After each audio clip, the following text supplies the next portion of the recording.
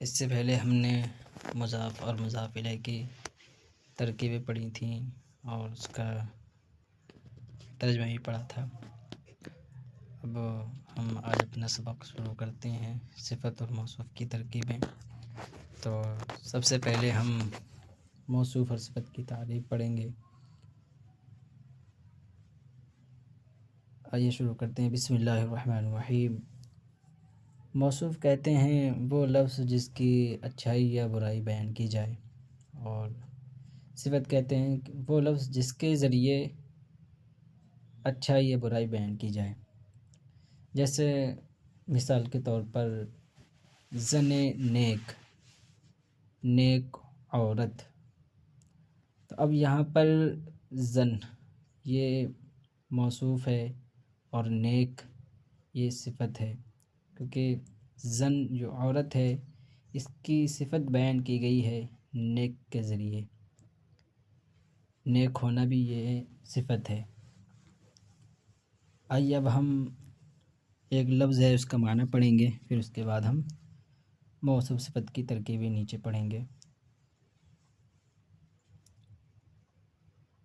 پاک کا معنی ہوتا ہے پاک، پلید کا معنی ہوتا ہے ناپاک، گندا، اور کہنا کا معنی ہوتا ہے پرانا، نو کا معنی نیا، نیک کا معنی نیک، بد کا معنی ہوتا ہے برا، تنگ کا مطلب تنگ، اور فراخ کا معنی کشادہ، مجید بزرگی والا۔ تن پاک، پاک بدن۔ تن یہ موصوف ہے اور پاک ہونا یہ ایک صفت ہے، تو ظاہر سی بات ہے کہ موصوف کی صفت بیان کی جا رہی ہے پاکی کے ذریعے، یعنی تن پاک، پاک بدن یا پاک جسم۔ آب پلید، اب یہاں پر آب یعنی پانی کی صفت بیان کی گئی پلید کے ذریعے، آب پلید گندا پانی۔ خام نو، نیا قلم۔ زن نیک، نیک عورت۔ کار بد، برا کام۔ کلاه کہنا، کلاه کا معنی ہوتا ہے ٹوپی، اور کہنا کا معنی پرانا، پرانی ٹوپی۔ دل تنگ، تنگ دل۔ راہ فراخ، راہ کا معنی ہم نے پڑھا تھا راستہ، اور فراخ کا معنی ہوتا ہے کشادہ، راہ فراخ کشادہ راستہ۔ قرآن مجید، بزرگ قرآن۔ اب کچھ لفظ دیے ہیں، اس کے معنی ہیں اور پھر اس کی ترکیب وصفی ہے۔ سرد کا معنی سرد ہوتا ہے، اور گرم کا معنی گرم، اور خشک، خشک کا معنی یعنی سوکھا۔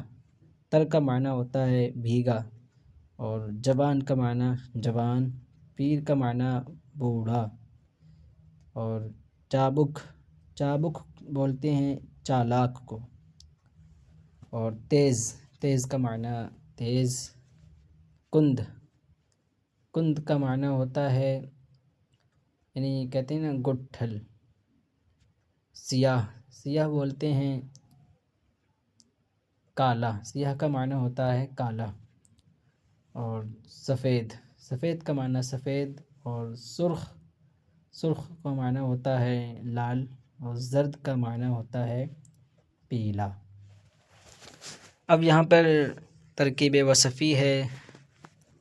آب سرد، آب کا معنی پانی، سرد کا معنی ٹھنڈا۔ آب کی صفت بیان کی گئی سرد کے ذریعے، آب سرد ٹھنڈا پانی۔ نان گرم، نان کا معنی روٹی، اور گرم کا معنی گرم، نان گرم گرم روٹی۔ مرد جواں، جوان مرد۔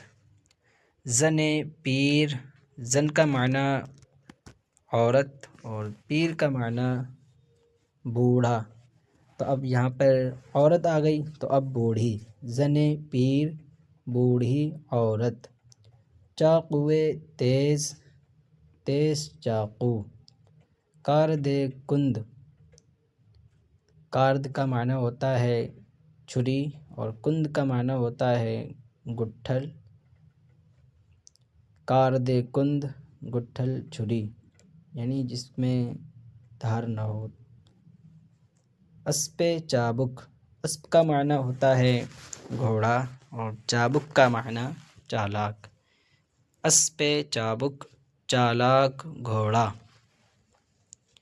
چشم سیاہ، چشم کا معنی آنکھ اور سیاہ کا معنی کالی، چشم سیاہ کالی آنکھ۔ جامہ سفید، جامہ کا معنی کپڑا، سفید کا معنی سفید، جامہ سفید سفید کپڑا۔ رنگ سرخ، لال رنگ۔ چوب خشک، چوب کا معنی ہوتا ہے لکڑی اور خشک کا معنی یعنی سوکھا، تو ہم کہہ دیں چوب خشک سوکھی لکڑی۔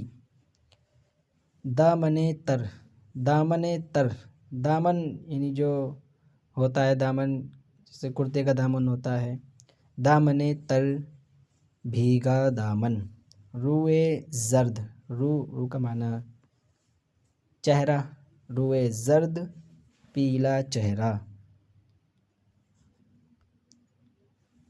اب یہاں پر کچھ لفظ ہیں اور ان کے ذریعے بھی صفت بیان کی گئی ہے۔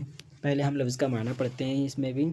خوش خوں، خوش خوں اچھی عادت والا، خوش خط، خط معنی تحریر لکھنے والا، خوش خط اچھی تحریر والا۔ کار ساز، کار کا معنی کام، ساز معنی بنانے والا، کار ساز کام بنانے والا۔ جاں باز، جان پر کھیلنے والا، باز معنی کھیلنے والا۔ کریم، کریم کا معنی سخاوت کرنے والا، سخی۔ عمیم عام کرنے والا، غمگین غم والا اور شادماں خوش۔ خدائے کارساز، خدا کا معنی خدا، کارساز یعنی کام بنانے والا، خدائے کارساز کام بنانے والا خدا۔ مرد جاں باز، جان پر کھیلنے والا مرد۔ رسول کریم، کرم کرنے والے رسول۔ لطف عمیم، عام لطف۔ پسر خوش خوں، پسر کا معنی ہم نے پیچھے پڑھا تھا، پسر کا معنی لڑکا ہوتا ہے اور خوش خوں کا معنی اچھی تحریر، خوش خوں یعنی اچھی عادت والا۔ پسر خوش خوں اچھی عادت والا لڑکا۔ کتاب خوش خط، اچھی تحریر والی کتاب۔ جان غمگین، غمگین جان۔ دل شادماں، شادماں کا معنی خوش، دل شادماں خوش دل۔